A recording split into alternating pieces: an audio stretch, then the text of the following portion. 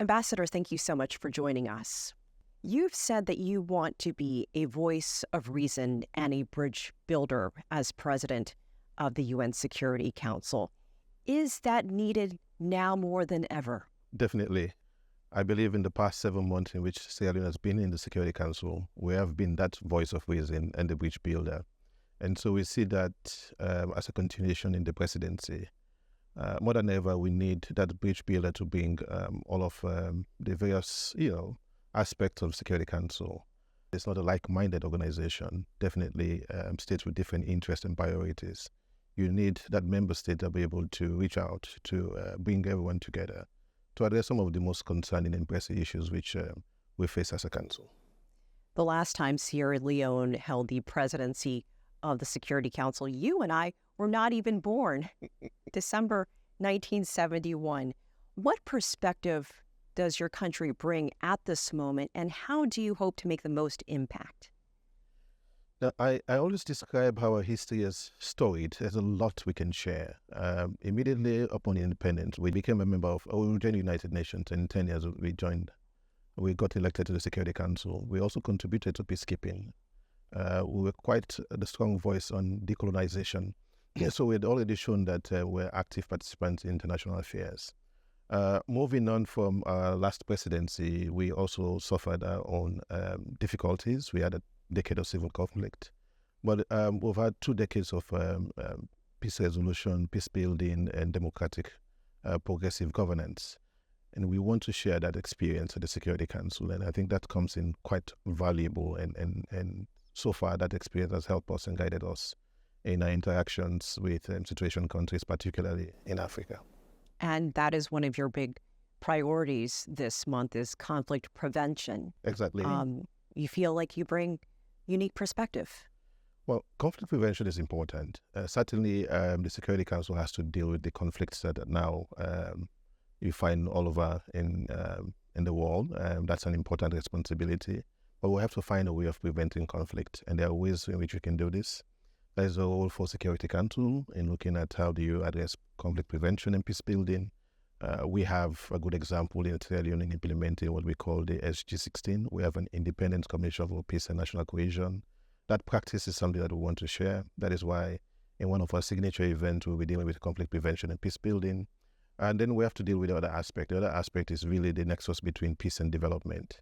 The only way you can really, prevent conflicts is to ensure that there's inclusive, prosperous society. And even though that is not directly the mandate of Security Council, we do see that link, and they need to address the root causes of conflict. So we bring all of that, as the Secretary has done in his new agenda for peace, and we just want to use that debate as a basis to build momentum towards the summit of the future. One of your other big priorities is reform at the Security Council, which that issue isn't really new, except that you feel that there needs to be more African representation. Do you feel like the council is ready for change? Can that change happen soon? I describe the common African position on Security Council reform as a demand, and that's how we look at it. Whether the council will be ready for change or not is a separate question. But what is clear to all is that there is an imbalance in council. There is a historical injustice in the non-representation of Africa in the permanent category and underrepresentation in the non-permanent category.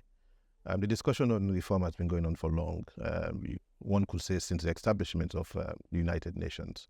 Well, in this present formulation, it has taken 15 years. We think there's a need for a momentum shift. There is wide support for the common African position in the UN General Assembly, where we have these negotiations. Having a discussion as a priority during our presidency in the Security Council is to, as I said, elevate that discussion, bring into narrow focus the historical injustice. And so we build momentum again to the Summit of the Future, where we have a declaration for the future.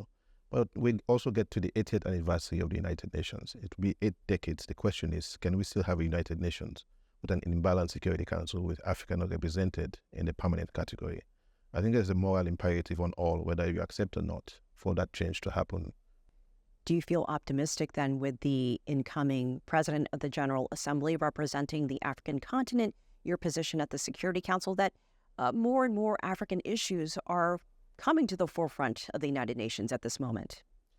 Well, we look forward to the 79th presidency of the General Assembly, certainly having an African representative will be critical. In the present composition of the Security Council, we have 2 members of the C10, so that's the African Union Committee of 10 responsible to really advance the Common African Position. And we've used our presidency to really spotlight the issue with, the active support of Algeria. The hope is that when we do have an African president of the General Assembly, we also focus on reforms of the institution, because I think that's a key priority, and looking at the historical injustice. A lot of eyes have been on the situation in Sudan, the violence and the humanitarian crisis that have spread past its borders there in that region. Also a big topic at the Security Council this month. Is it too late for diplomacy and dialogue in that situation? It's never too late for diplomacy. Diplomacy must be the bedrock of what we do. Sierra Leone could be and is an example for Sudan, where you have to deal with the various tracks. You have to have a cessation of hostility, which is a priority. You have to support the efforts of the personal envoy of the Secretary General in that regard. You have to have coordination of mediation efforts. You have to address the humanitarian crisis. But we also have to support the AU process, which is leading in terms of the political dialogue. For you to have lasting and sustainable peace in Sudan, that political dialogue really must be supported and come to a situation where the Sudanese people will argue on how they see Sudan going forward. China-Sierra Leone ties go back more than 50 years. Your president was in Beijing a few months ago, meeting with President Xi Jinping. There's a lot of investment and development involved there. How would you describe this relationship? It's an excellent bilateral relationship where there is mutual respect, it's mutual supportive, and that is what we really appreciate about China's approach to foreign policy and engagement with, in this case, Sierra Leone. As you say, we go way back. There's been 2 state visits.